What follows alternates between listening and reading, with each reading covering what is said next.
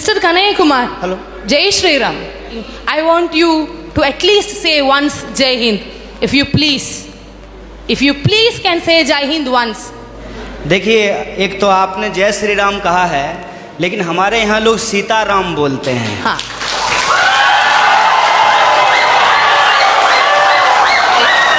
Sitaram. Excuse me.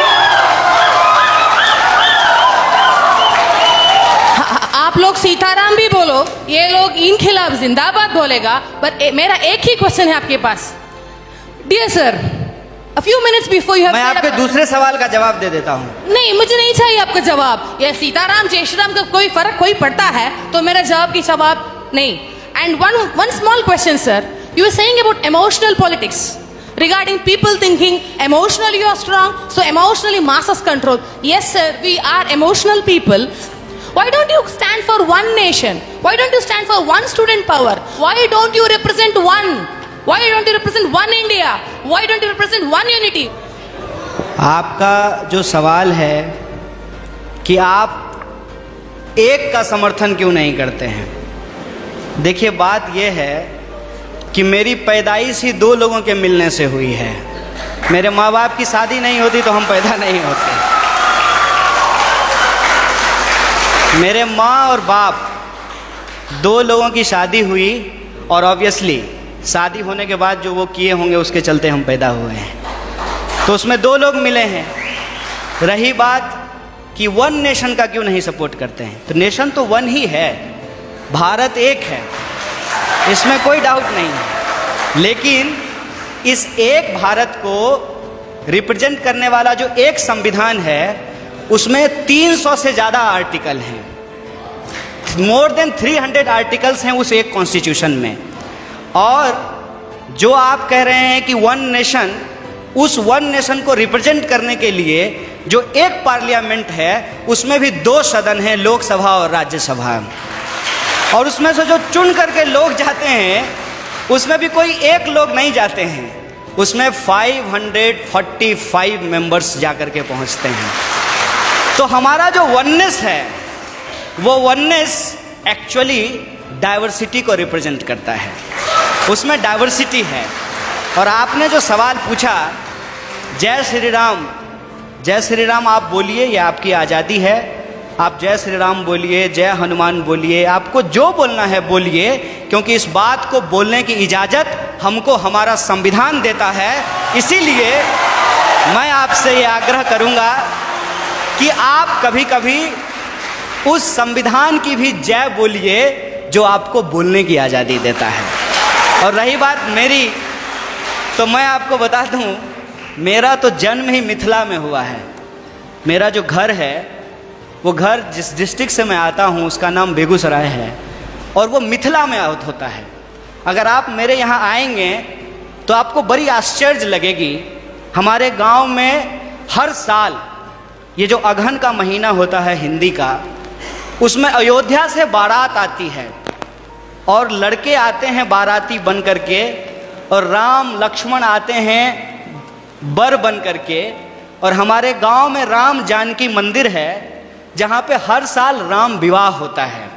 और मैं मज़ेदार बात आपको बताता हूँ, मिथिला के जो लोग होते हैं वो राम जी को गाली देते हैं। पता है क्यों?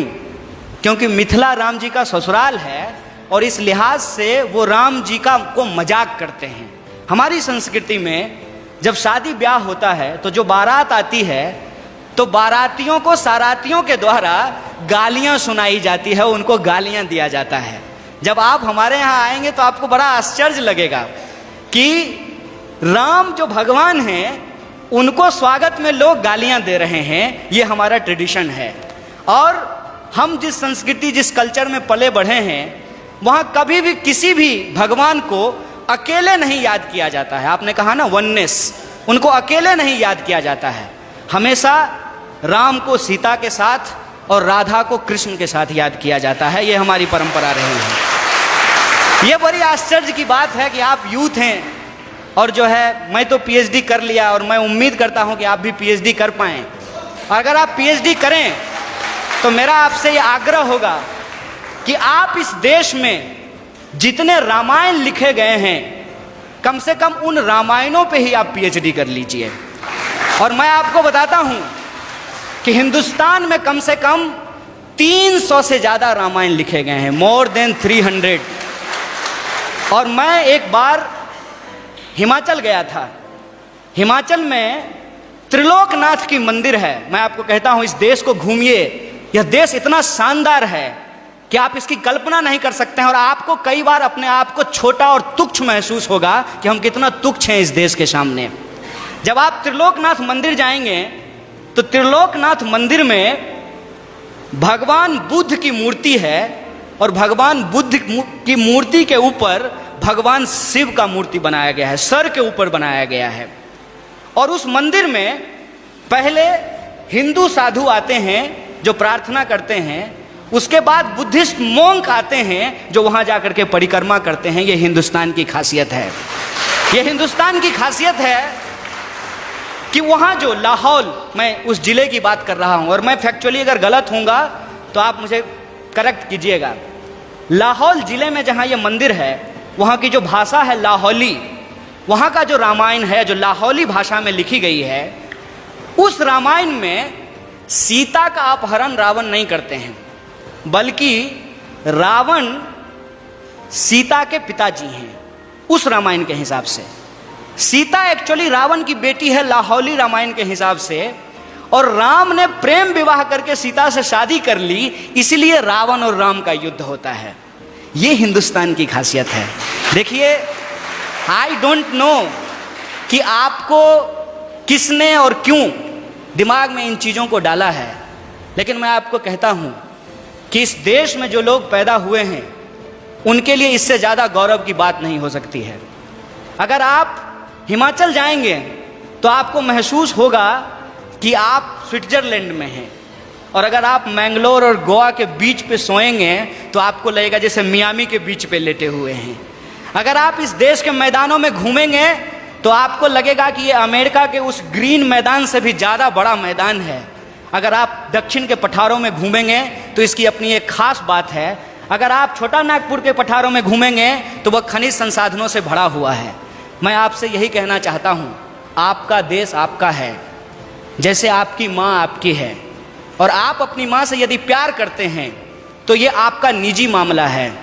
लेकिन जब आप रोड पे चल रहे हों, कोई आए कोई भी रंग का झंडा लेकर के और कोई भी नारा लगा करके, चाहे वो इनकलाब जिंदाबाद बोले या जय श्री राम बोले, वो नारा लगा करके, वो झंडा दिखा करके आपसे कहे कि तुम अपनी माँ से प्यार करते हो, जरा करके दिखाओ, तो आपका क्या जवाब होगा?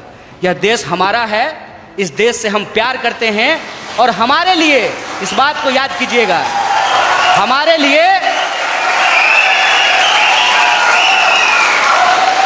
लिए प्यार नुमाइश की चीज नहीं है। हम प्रेम करते हैं और अपने दिलों में लेकर के घूमते हैं। बहुत